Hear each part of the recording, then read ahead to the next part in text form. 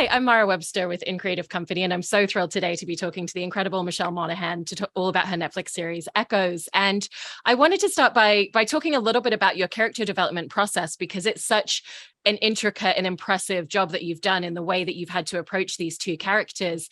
And so I was interested in how you took the foundation of the way that you would usually prepare for a character and then really found the ways in which you needed to expand in and evolve that for not just playing two characters, but also playing elements of two characters taking on each other's lives at different points. So there's that extra layer as well. Yes, that's exactly right. Yeah, that's when it became very even trickier for me, is adding that extra layer of kind of that nuance of what each of their interpretations of each other was indeed, but we'll get to that. But that's a very, very great question. And, I was so daunted and inspired at the same time in a way that I hadn't been for a very long time. I really was excited at the prospect of being able to play dual roles. And also the second I said yes, I went, oh my God, now I really have to do this. And how do I go about doing that?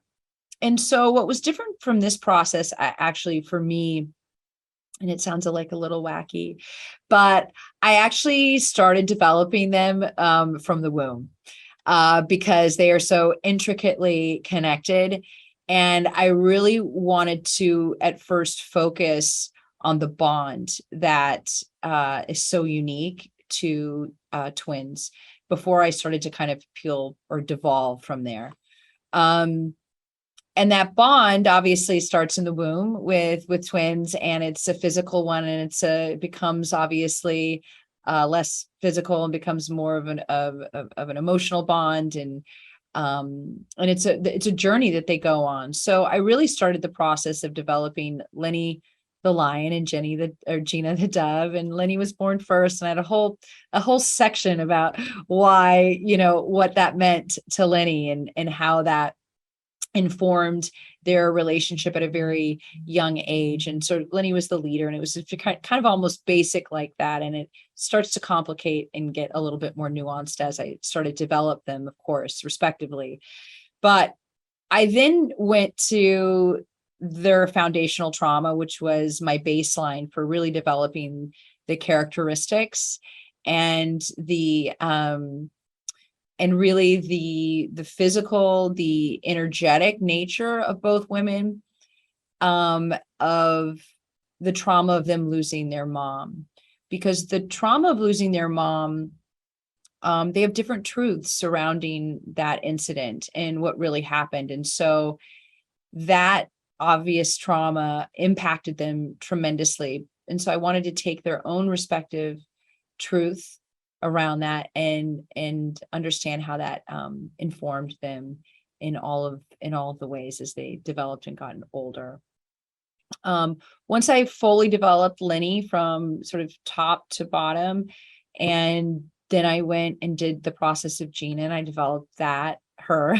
I was really worried that I might not have the actual well of creativity to do it. I was really frightened by that. I think that going through kind of the journey of both of their lives and the traumas that they sort of endure really allowed for my well to be kind of full, so to speak. And I just was able to pull a lot from that.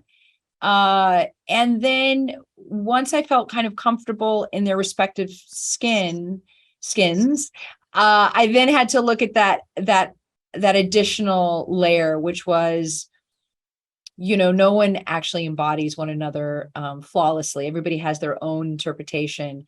And so that was an additional nuance that I added. And I thought, well, who is Gina as Gina in LA? And when Leni comes to LA to be Leni as Gina, like, what are some of the things that she does? Like, what is her behavior and what are her characteristics? And one of the things that's, again, kind of basic, but helped kind of inform other choices was, she's the one who buys all the fabulous clothes when she lives in LA. She loves the glamorous lifestyle of LA. I actually had props just go and buy like a Cartier watch for me, or borrow. I shouldn't say like buy for me, but for the character. Because she likes the finer things but then I made the choice as Gina. She never actually wears the watch. She doesn't want the watch. She's a much more simple life. I'm talking a lot. I apologize. But those are kind of just some basic little things. Even just kind of went down to like the way that they drive a vehicle. Like I was trying to think of ways that we see them and trying to really individuate who they are. And I don't know if we'll recognize those as an audience, but for me to feel like I was authentically playing each woman, I had to create all of those layers for it to feel very real. Yeah, no, it's so impressive and intricate. And I love what you're saying at the end there about the nuances of, who's Leni when she's taking on Gina's lives and the slight differences, because that also transcends to the physical aspect of the characters. Like you were saying, Leni's character lives on a farm. There's a lot of physical labor involved in the day-to-day with that, looking after horses. And so that's a very different lifestyle to the life that Gina has in LA, which is less physical in a different way. Mm-hmm. And so for the physical embodiment of the two characters, what were the important linear aspects that you felt like they would both capture flawlessly? And then, like you were saying, with kind of driving a car being slightly different, what were the ways in which you felt like, one of them would maybe be more adept or move slightly differently than the other? So the one of the things that I really felt that Leni took with her in each sort of life, in each sort of city, was this kind of quality of she just kind of floats. She just kind of floats about, right? She really possesses this kind of, and not to just deduce it to this, but that Southern charm, right? Where she can just kind of turn it on and she really takes that with her to LA, whereas Gina is always constantly grounded, she's very much a quiet giant to me, and created her with that in mind. Like I even remember just her being firmly on the ground, like 2 feet, like weighted, whereas Leni is always sort of moving. She I took a lot of inspiration from like for her like a Mustang, like the horses where they're wild horses and you can't corral them, right? So she's always just kind of moving, and that was a real inspiration. And so she embodies that physicality there in LA and in Mount Echo, whereas Gina is she's very much the observer, and she sees that and is more of the quiet giant. Yeah. I also wanted to ask about recording the voiceover notes that Gina's kind of taping at the beginning when Leni's first gone missing, because I love the fact that it doesn't sound like we're just, we're not just listening to a voiceover that's there for the sake of the audience. It feels like we're listening in to something that's kind of these very quiet conversations that she just kind of has to express out loud. I was so nervous about the voiceover, honestly. I mean, I appreciate you saying that, because I had never done that before. Yeah.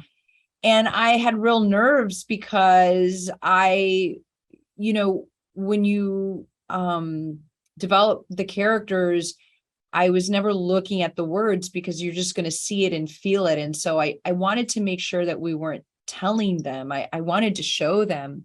And so I think we refined a lot of the narration, but I never sort of utilized that as a tool.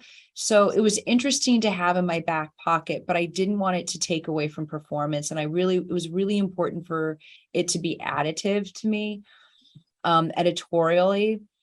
And so there was a real, like, I wanted, I don't know if it came off that way, but there was a real intimacy that I wanted it to have. And I still know, if I watch it, I'm like, oh God, that's so weird. It's like I'm seeing 2 of me and then I'm hearing me, and it's just a lot of me. And so I'm like, can something give here? But it's interesting that you comment on it, because it was new to me, and I hope that it serves the show in the way that it was intended. It does. And then I also wanted to ask you a little bit about the ritual and this and the kind of ceremonial aspect when the two of them Yeah. switch, and how you really looked at the pages of the script and the description of what that was, and thinking about the genesis of where it came from in their childhood and the way it's continued as adults into this annual thing that they do, and kind of where you thought they would each be emotionally as they do this, and the Mm, scenes that you got to perform, and also just yeah. what would the ritual aspects of what this always looks like be. Well, I love that question. It's a great one. That was, I found when I read it to be very compelling, and in the wrong hands, it could be shot in a number of different ways. And so it was really important to me that when Kat Candler, our amazing director for episodes 1 and 2, and I started to work together, I was like, we don't want this to read as provocative. Like, we want it to be, um really like engaging and intriguing, but not necessarily sexual in nature. So let me just be clear, but it should be beautiful and romantic, but like intimate, but in a very like respectful way. And so I feel just on the base level, we were able to do that, and made it more psychological as opposed to physical. And I think we were able to do that.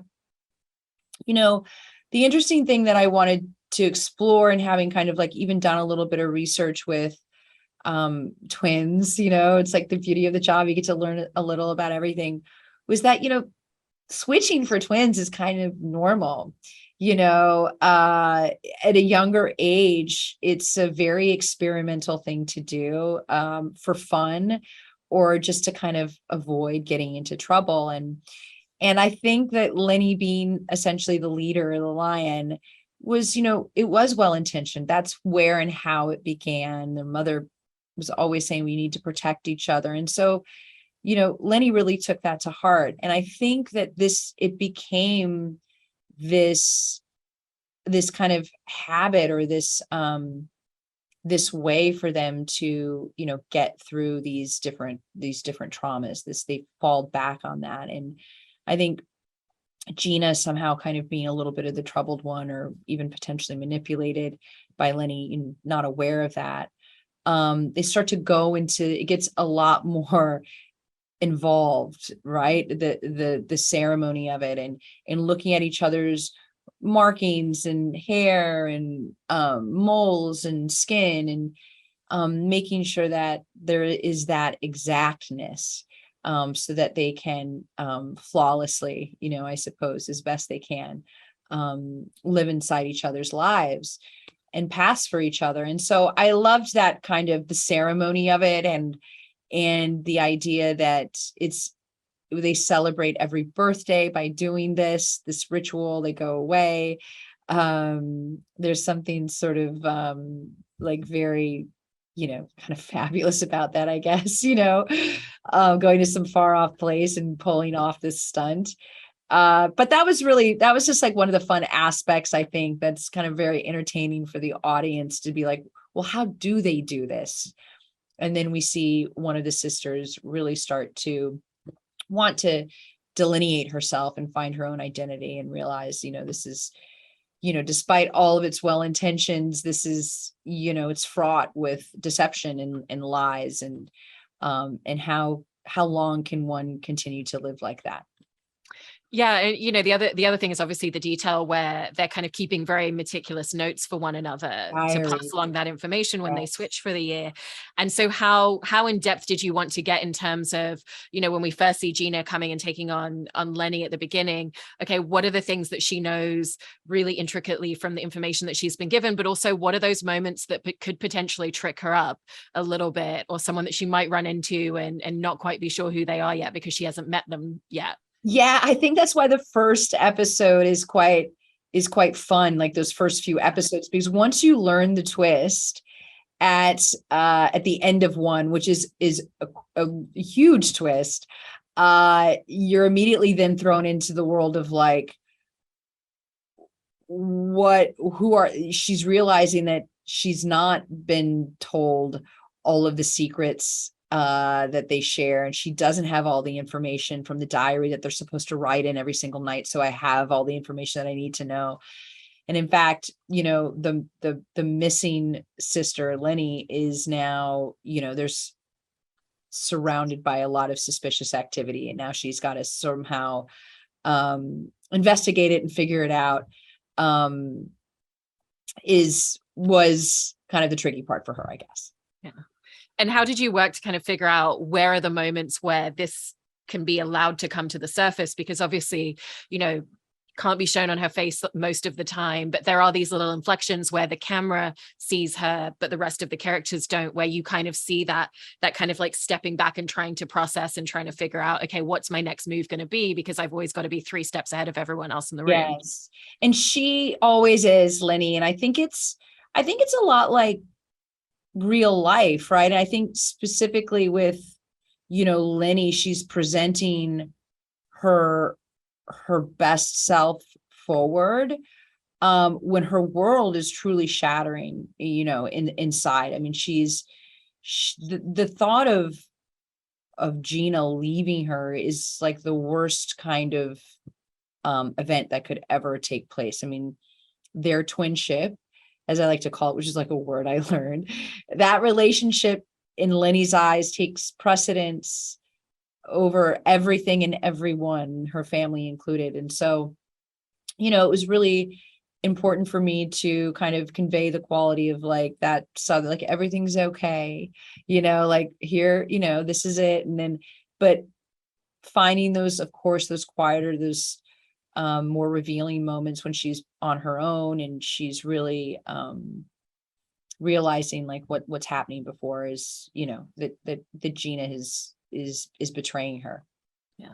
And because Gina is the one to ultimately reveal that they've been doing this switch, and she knows the ramifications of people finding out, even just on both of their marriages, what that's going to do, as well as everyone in the town. How did you want to kind of carve out a lot of elements of introspection and that internal arc that she's going on as a character for her to reach that point where we're like, okay, she's been doing this her whole life, but we completely understand the reason why she's revealing this now? Yeah, I think that was really, really important. That's a very good question. I thank you for asking it, because, any actor will tell you it's just so important to constantly humanize.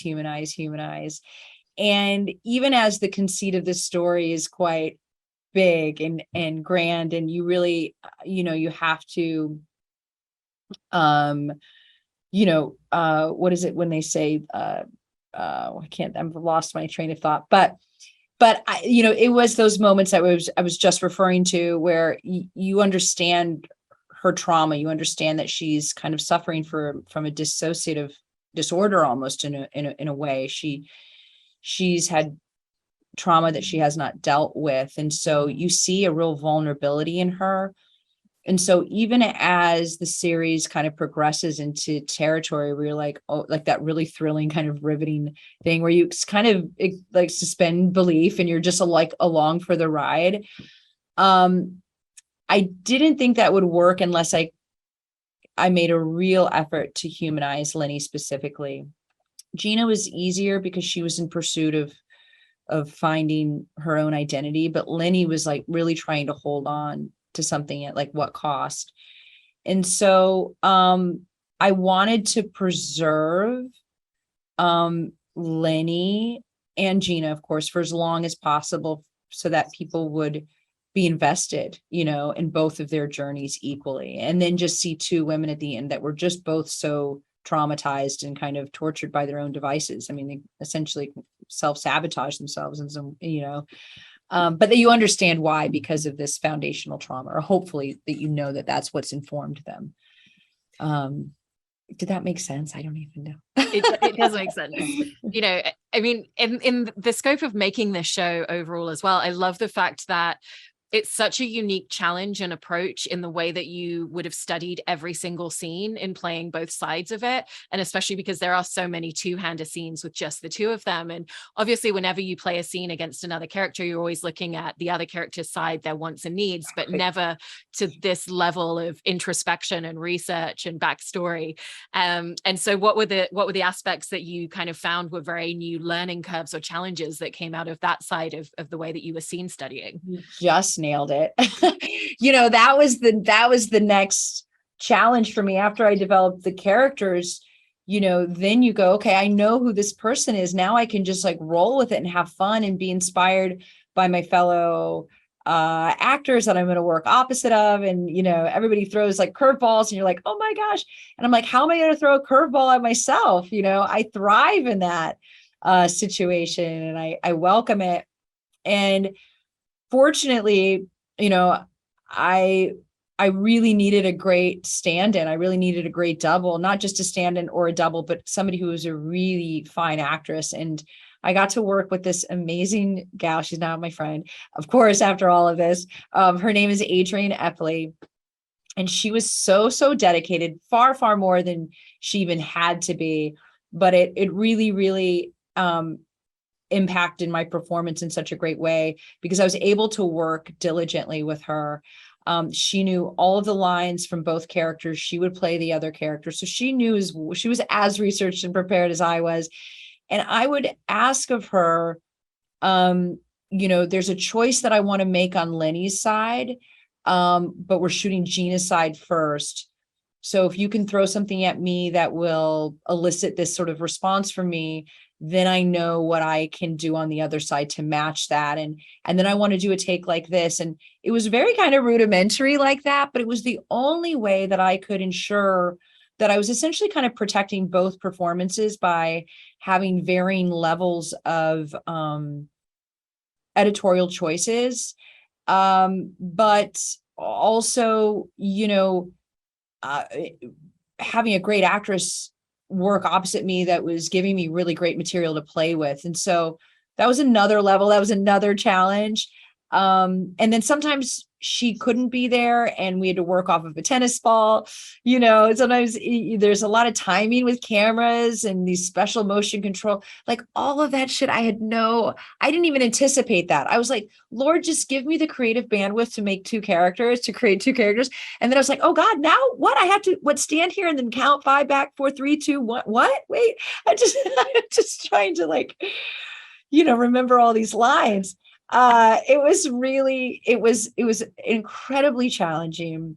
And I will say that a lot of the days I was saying like, listen, I can take it this far. I'm really leaning and hoping that special effects meets me there at that finish line, in post-production. And they did. Boy, did they ever. I mean, I think when I never watched playback or anything on the day, and when I got the streamers, to watch, and when I saw the characters together, I will say, like, it really blew my mind. I was like, it was the first time that I really believed that I had created 2 different characters. Cause I would say to my fellow lady directors, I'm like, but are you sure you're seeing the different qualities? Like it came through, like, are you sure?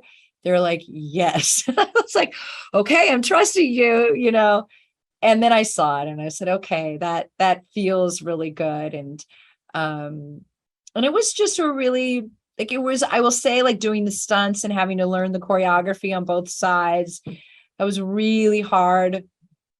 It was a very ambitious project for sure. And it exhausted me in all the ways. I was so laser focused.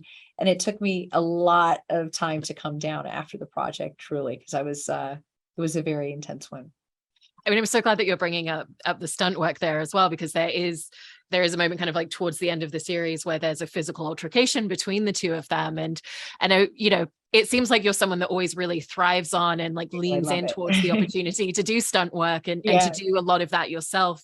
And so what was the difference in the way that you had to work just from a logistical element in terms of, like you said, kind of choreographing and making sure that you're servicing both of that, and at the same time still servicing both performances and both characters and what it means emotionally for the two of them to be going at each other like that? That's exactly right. It was, with each, like, there were like different like sections and things, like we were like the waterfall section, the fight section, the gun, there are all these sections that I kind of had to compartmentalize. And because I didn't have the bandwidth to hold everything, I mean, I did ultimately, but we would just I would break everything down into like, okay, now I'm just devoting today to like learning Leni's stunt. And I have a stunt woman opposite me. She would play Gina.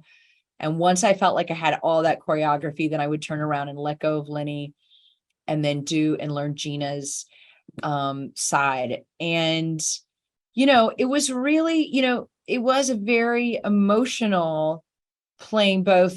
Yeah, it was just emotionally draining, like just playing the physical and the emotion, because the fight scenes happen in a very like emotional state as well. So it was hard, but it was one of those things where you just, you know, when you are doing a project such as this, as opposed to even maybe a supporting role, you really are living, eating it and breathing it. And I was. And so in that regard, there's almost some peace that you can take with it, because you are just already, you're in character. It's exhausting, but you're just kind of in character the whole time at this kind of level. And my adrenaline was just going the whole shoot. So, you know, as opposed to kind of just dropping in for a day and then coming out and dropping in, sometimes that's way more challenging. So working at this kind of high level, and it was incredibly demanding, but I think that the payoff is that you do see it on the screen. Yeah.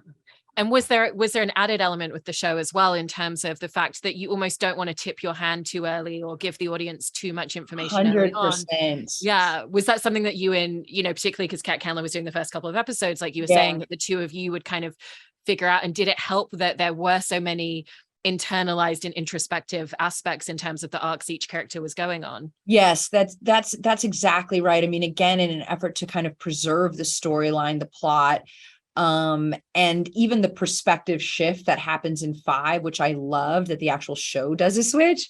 I was like, wow, now it's like totally meta. You're really blowing my mind. Give this gal a break, you know. You know, there was definitely those moments that we had to be really thoughtful about, you know, as Leni started to devolve emotionally, and started, she also became more and more vulnerable, and I think that helped a lot. It was very, very important to me. Obviously, you know, when you work with multiple directors, you know, this was a female led story, you know, it's a love story, I think, you know, even in an unhealthy way. But it's a love story between two sisters, you know, and a woman named Vanessa Gazy wrote and created the show. And we had 4 incredible lady directors. Kat Candler directed the first 2, Lee Lu, the second 2, Anna Mastro, the next 2, and then Valerie Weiss directed the last one. And I worked on the weekends with each lady, each director, as one was kind of incoming and outgoing, and really they were so invested in preserving and really, really wanting to honor both of these women. And that was for me. I never wanted it to be like a caricature of, and I didn't want it to be like evil so-and-so or evil this or these evil twins. I really worked super hard and diligently about, you know, preserving the humanity of these women, and just seeing that they were, you know, fundamentally kind of traumatized at a young age and never really had kind of arrested development in a lower emotional IQ. Maybe one of them did, but they both struggled as a result of that. So they helped. I was really able to lean into those directors, and they really helped me and honored the story that I was trying to tell. Yeah, I really, really love that collaboration. And I'm so impressed by the scope of what you've accomplished in terms of, like we said, you know, not even just playing 2 roles, but 2 roles that also become each other's roles. So congratulations on everything with the series. And thank you so much, Michelle. Thank you so much. I really appreciate the time. I love your show.